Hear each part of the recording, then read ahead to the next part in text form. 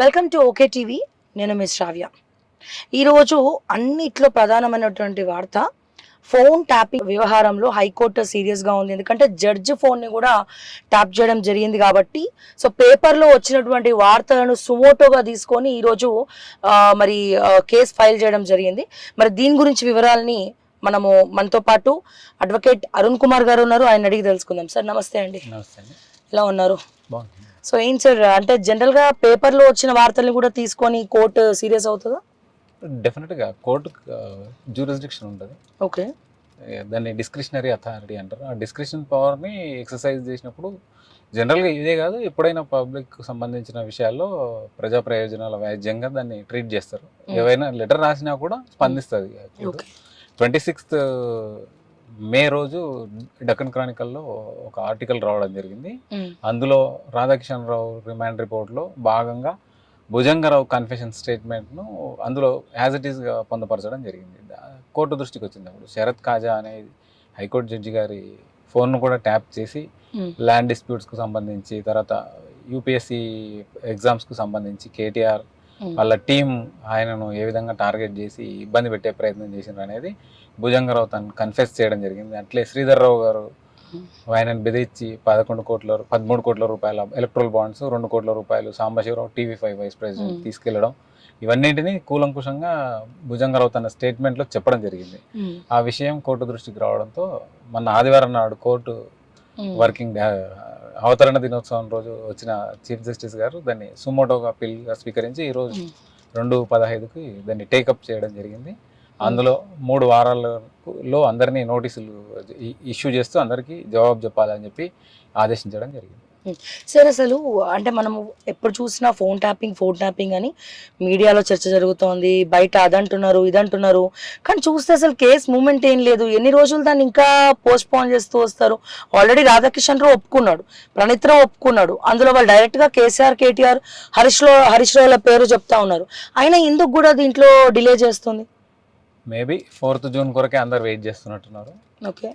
అంటే దీనికంటే ముందు అందరు రాజకీయ భవిష్యత్తు అందరికీ ఇంపార్టెంట్, ఎవరి రాజకీయ భవిష్యత్తు వాళ్ళకి ఇంపార్టెంట్ కాబట్టి ఒకవేళ బీఆర్ఎస్కి అనుకోని సీట్లు ఏమైనా వస్తే మళ్ళీ ప్రజలు అంతకంటే ముందు అరెస్టులు చేయడం కానీ, కేసీఆర్ మీద ఇంకా అభిమానం ఉందేమో ప్రజలకు, దాన్ని అడ్వర్స్గా పార్టీకి అడ్వర్స్గా వస్తుందన్న ఉద్దేశంతో ఆగి ఉంటే ఉండవచ్చు. ఈరోజు అది కూడా ఖాళీ అయిపోయింది. బీఆర్ఎస్ పార్టీ ఖాళీ కావడం, ఒక్క సీటు రాకపోవడం, ఇంకప్పుడు రాజకీయంగా మరి రేవంత్ రెడ్డి గారు విజృంభిస్తారా లేదా చూడాలి. ఖచ్చితంగా అరెస్టులు అయితే జరుగుతాయని నేను అనుకుంటున్నాను. అట్లీస్ట్ కేటీఆర్నైనా అరెస్ట్ చేసే అవకాశాలు ఉన్నాయి. ఎందుకంటే యూపీఎస్సీ మనం చూసినాం, ఆ అమ్మాయి లవ్ ఫెయిల్యూర్తో చనిపోయిందని, ఆత్మహత్య చేసుకుంటే లవ్ ఫెయిల్యూర్తో చనిపోయిందని అబద్ధాలు చెప్పించి ఈ టీంతో చేసిన అరాచకాలన్నీ కూడా భుజంగరావు కన్ఫెషన్ స్టేట్మెంట్లో బయటకు వచ్చినట్టు అయింది. కాబట్టి ఇప్పుడు డెఫినెట్గా రాష్ట్ర ప్రభుత్వం అయితే యాక్షన్ తీసుకుంటుందని అనుకుంటున్నాం. హైకోర్టు ఇన్వాల్వ్మెంట్తో ఇంకా కేసు పరిపుష్టం కావాలి, కానీ వీక్ అయితే అవకాశాలు అయితే లేవు. హైకోర్టు దృష్టి కూడా ఉంది కాబట్టి ఇప్పుడు రాష్ట్ర ప్రభుత్వం సొంతంగా ఆలోచించే దానికంటే కూడా ఒక పరిధిలో ఉండే అవకాశం అయితే ఖచ్చితంగా ఉంది. అన్నట్లనే సార్, కవిత విషయం కూడా ఇప్పుడు బర్నింగ్ టాపిక్ నడుస్తూ ఉంది. కవిత ఆస్తులన్నీ కూడా జప్తు చేయాలి, తను బెయిల్ కూడా ఇవ్వట్లేదు, సిబిఐ ఈడీ కూడా వాళ్ళు అడ్డుకుంటా ఉన్నారు. నిన్న కూడా ఇవాళ మొత్తం కూడా కవిత వార్తలే వచ్చినాయి. ఒకటేమో ఫోన్ ట్యాపింగ్ కీలకం అయితే, ఇంకోటి కవిత ఆస్తులు జప్తు చేయమని చెప్పి కోరుతా ఉన్నారు. అండ్ అలాగే మరో నెల రోజుల వరకు వాయిదా వేయడం. ఏ రకంగా చూడొచ్చు? కవిత అసలు బయటికి వచ్చే అవకాశం ఉందా? నేను ఆమె అరెస్ట్ అయిన రోజు నుంచి కూడా చెప్తున్నాను, నేను ఖచ్చితంగా ఇప్పట్లో ఆమె వచ్చే అవకాశం లేదు. బతుకమ్మ పండుగ కూడా జైల్లోనే గడుపుకునే అవకాశం ఖచ్చితంగా ఉంది. ఎందుకంటే సీరియస్ అఫెన్స్ అది. అక్కడ ఫిర్యాదు చేసింది ఎవరో సామాన్యుడు కాదు, రాష్ట్రానికి గవర్నర్ ఆయన్నే ఫిర్యాదు చేయడం జరిగింది. ఆయన ఫిర్యాదు చేస్తే చీఫ్ సెక్రటరీ ముందుకొచ్చి ఆ కేసు ఇనిషియేట్ చేయడం జరిగింది. ఆ ఎక్సైజ్ పాలసీని చేంజ్ చేయడం వల్ల దాదాపు 2,002 కోట్ల రూపాయలు ఢిల్లీ ఖజానాకు నష్టం చేకూరింది. అంటే లిబరల్ పాలసీ ఇవ్వడం వల్ల 300 నుంచి 400 రూపాయలు రావాల్సిన ఎక్సైజ్ సుంకం కేవలం 8 రూపాయలకు ఒక ఫుల్ బాటిల్ మీద పడిపోవడంతో ఎన్ని వేల రూపాయలు, ఎన్ని లక్షల రూపాయల, కోట్ల రూపాయల టర్న్ ఓవర్ అయినా కూడా రాష్ట్ర ప్రభుత్వానికి చాలా తక్కువ అమౌంటే రావడం, అదంతా కూడా నష్టాన్ని ఎక్స్పెక్ట్ చేయడం జరిగింది. కంట్రోలర్ ఆడిటర్ జనరల్ లెక్కలు వేసి మరీ చూపించడం జరిగింది, కోర్టు ముందు దాఖలు చేయడం జరిగింది. ఈమె వల్ల 2,000 కోట్ల రూపాయలు అంటే చాలా చిన్న అమౌంట్ కాదు అది. ఈమె ఇన్వాల్వ్మెంట్, ఈమె అందరితో డబ్బులు కలెక్ట్ చేయడం ఇవన్నీ కూడా ఉన్నాయి. ఇవన్నీ కూడా చూసిన తర్వాత మనీష్ సిసోడియా ఢిల్లీ డిప్యూటీ సీఎం, ఆయన దాదాపు 16 నెలలు 17 నెలల నుంచి జైల్లోనే ఉన్నారు. అయినా ఆయనకి రాని బెయిల్ కేవలం ఎమ్మెల్సీ. ఆ ఎమ్మెల్సీకి ఏ విధమైన ప్రివిలేజెస్ కూడా ఉండవు. ముఖ్యమంత్రికి ఉండే ప్రివిలేజ్ ఖచ్చితంగా ఒక ఎమ్మెల్సీకి కానీ ఎమ్మెల్యేకి కానీ ఉండవు. కాబట్టి డిప్యూటీ సీఎం ఆయనకే రాలేదు, 1.5 సంవత్సరం పైన అవుతుంది. ఈమెకు వచ్చే అవకాశాలు లేవు. ప్లస్ కింగ్ పిన్ ఈమెనే అని చెప్పి ఛార్జ్ షీట్లు చెప్తున్నాయి. సార్, కానీ బీజేపీ మళ్ళా కేంద్రంలోకి అధికారంలోకి వస్తే కొన్ని నెలల వ్యవధిలోనే కవిత బయటికి వస్తుంది. ఇదంతా కూడా కేవలం కేజ్రీవాల్ అరెస్ట్ చేయడానికే జరిగినటువంటి కుట్ర అన్న వార్తలు జోరుగా ప్రచారం జరుగుతోంది. అబద్ధం క్లియర్గా కనిపిస్తుంది. కేజ్రీవాల్ బయటికి రావడం జరిగింది, లోపలికి కూడా వెళ్ళిపోవడం జరిగింది. 48 గంటలు గడిచిపోయింది ఇప్పటికీ. ఆయనకు కూడా బెయిల్ వస్తుంది అనేది, బెయిల్ రానప్పుడు మాత్రమే ఇంటరిమ్ బెయిల్ ప్రయత్నం చేస్తారు. అంటే కాన్ఫిడెంట్గా ఉన్నారు వాళ్ళు. బెయిల్ రాదన్న విషయం కేజ్రీవాల్ లీగల్ టీం కూడా ఖచ్చితంగా తెలుసు. అందుకే ఇంటరిమ్ బెయిల్ కొరకు ప్రయత్నం చేయడం జరిగింది. ఇవ్వకపోతే అది న్యాచురల్గా వాళ్ళ పార్టీకి నష్టం జరిగే అవకాశం ఉంటుంది. కాబట్టి ఇచ్చినా కూడా ఈరోజు రిజల్ట్ చూసినాం. ఢిల్లీలో 7 సీట్లు కూడా, ఒక్క సీటు కూడా అరవింద్ కేజ్రీవాల్ పార్టీ గెలవకపోవడం కూడా చూసినాం. అంటే ప్రజలతోన జ్యుడిషియరీకి కూడా ఒక మాట రాకూడదు అనే ఉద్దేశంతో సుప్రీంకోర్టు కనీసం అవకాశం ఇచ్చి ఉండొచ్చు అనుకుంటున్నాను. అంతే తప్ప వేరే ఉడంబడికలు కానీ ఏవీ లేవు. ఖచ్చితంగా ప్రజలకు న్యాయం జరుగుతుంది. ప్రజలకు నష్టం జరిగిన వాళ్ళకి మాత్రం ఖచ్చితంగా శిక్ష వేసే పరిస్థితి. సరే అండి, లాస్ట్ బట్ నాట్ లీస్ట్ మనం చూస్తా ఉన్నాం రిజల్ట్స్. ఈ పార్టీకే సగం కౌంటింగ్ అయిపోయింది. సో అక్కడ కేంద్రంలో చూసినట్టయితే బీజేపీ వర్సెస్ కాంగ్రెస్ నడుస్తూ ఉన్నది. అండ్ తెలంగాణలో కూడా 50-50 సీనరీస్, అంటే కాంగ్రెస్కి 8 సీట్స్, బీజేపీకి 8 సీట్స్ కనబడుతూ ఉన్నాయి.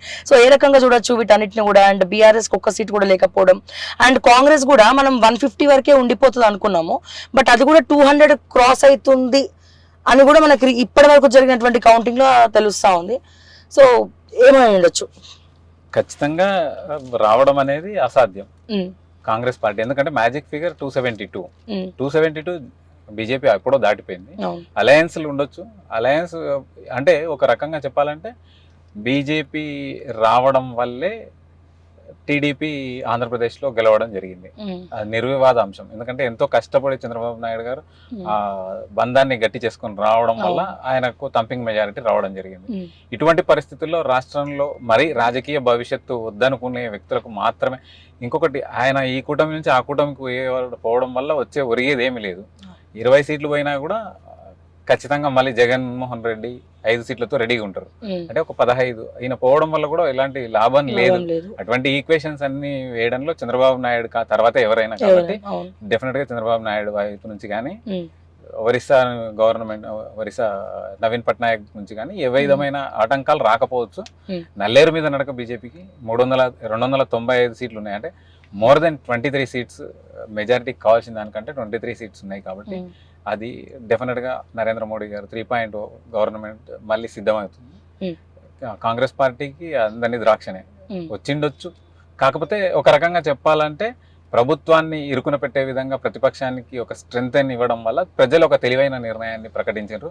ఒంటెద్దు పోగొడలు పోకుండా గెలిచిన పార్టీ ప్రతిపక్షం పగ్గాలేసి ఆపే సత్తా ఉంటుంది. కాబట్టి ఒక రకంగా ఇది ప్రజాస్వామ్యానికి మంచి అనే నేను అనుకుంటున్నాను. చాలా మంది రెడీగా ఉన్నారు రావడానికి, కానీ లోక్సభ రిజల్ట్స్ తర్వాత డెసిషన్ తీసుకుంటాం, లోక్సభ తర్వాత 25 మంది ఎమ్మెల్యేలు రాబోతున్నారని చెప్పి రేవంత్ రెడ్డి కూడా మొన్న స్టేట్మెంట్ ఇవ్వడం జరిగింది. సో ఏ రకంగా చూడొచ్చు? ఇప్పుడు ఉన్న రిజల్ట్ ప్రకారము మళ్ళీ ప్రభుత్వం పడిపోతుంది అన్న జోరు ప్రచారం కూడా జరుగుతూ ఉన్నది. కాంగ్రెస్ పార్టీ రేవంత్ రెడ్డి అయితే ముఖ్యమంత్రిగా కొనసాగే అవకాశం లేదు.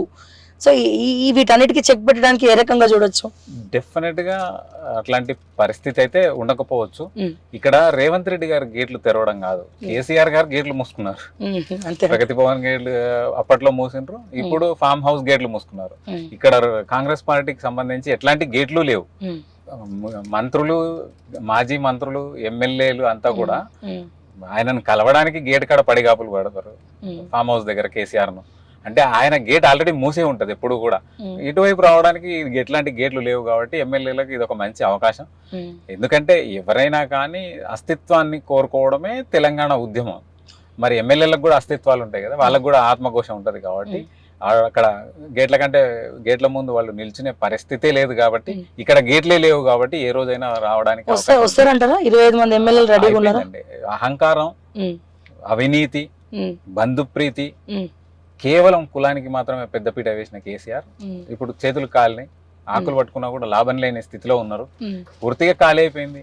కనీసం ఒక వెలుగు వెలిగిన కవిత అరెస్ట్ అయితే కూడా పాపం అన్న పాపాన ఎవరు పోలేదు. అంటే ఉద్యమ క్రమంలో ఉద్యమకారులను ఏ విధంగా ఎంతవరకు వాడుకోవాలనో 99.99% వాడుకున్న కేసీఆర్ పిప్పిలాగా వాళ్ళని బయటపడేయడం జరిగింది. చెరుకు పిప్పి కంటే అధ్వానంగా ఉద్యమకారులను ట్రీట్ చేయడం అవన్నీ కూడా రిఫ్లెక్ట్ అయినాయి ఈసారి ఎలక్షన్లో. 6 నెలలు 39 స్థానాలు సాధించిన టీఆర్ఎస్ ఈరోజు ఒక్క సీటు కూడా, గతంలో 9 ఎంపీ సీట్లు సాధించింది 2019లో, మరి ఒక్క సీటు కూడా సాధించలేదు. అంటే ఇంతకంటే పతనం అయితే టీఆర్ఎస్ ఖాతాలో ఉండే అవకాశమే లేదు.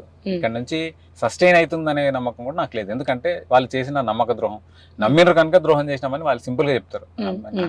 నాయకులు కావచ్చు, కార్యకర్తలు కావచ్చు, పూర్తి స్థాయి డిపెండ్ అయినరు. చాలా కోరుకున్నారు, చాలా ఆశించారు. 2014లో టీఆర్ఎస్ ప్రభుత్వం వచ్చినప్పుడు ఏదో జరిగిపోతుంది అనుకుంటే కేవలం అది వాళ్ళ కుటుంబ సభ్యులకు మాత్రమే, కేసీఆర్ కుటుంబ సభ్యులకు మాత్రమే ఒరిగింది, జరిగింది. కోట్ల రూపాయలు మూటగట్టినరు, లక్షల కోట్ల రూపాయలు దేశాన్ని దాటించారు. అవన్నీ కూడా రేపు కాకపోతే ఎల్లుండి ఈడీలు సిబిఐలు బయటపెట్టే అవకాశం ఉంది. కాబట్టి ఇంకా కష్టకాలం ఇది.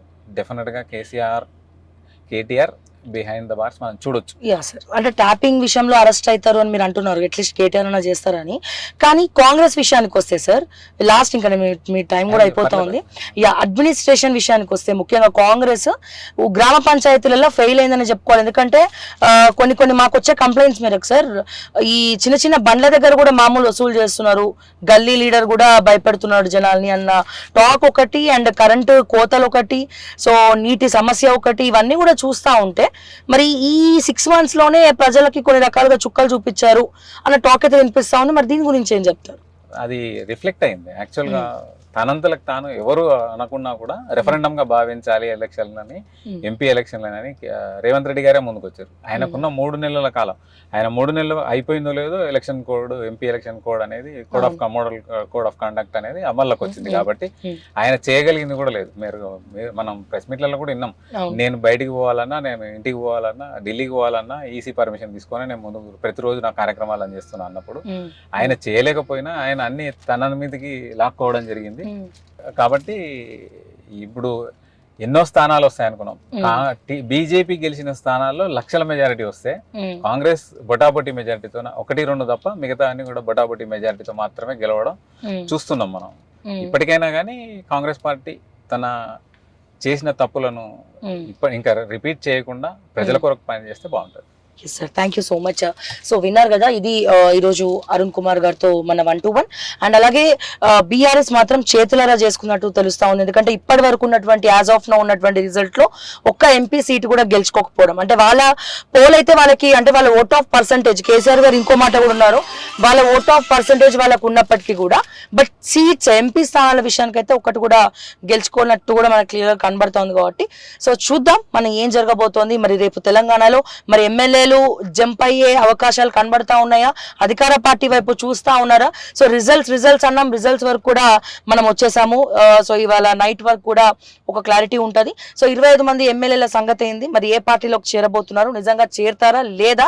సో ఇవన్నీ కూడా మనం తెలుసుకోవాలంటే ఇంకొన్ని రోజులు ఆగాల్సిందే. సో మరిన్ని అప్డేట్స్ కోసం చూస్తూనే ఉండండి ఓకే టీవీ. అంటిల్ దెన్ నేను మిస్ శ్రావ్య.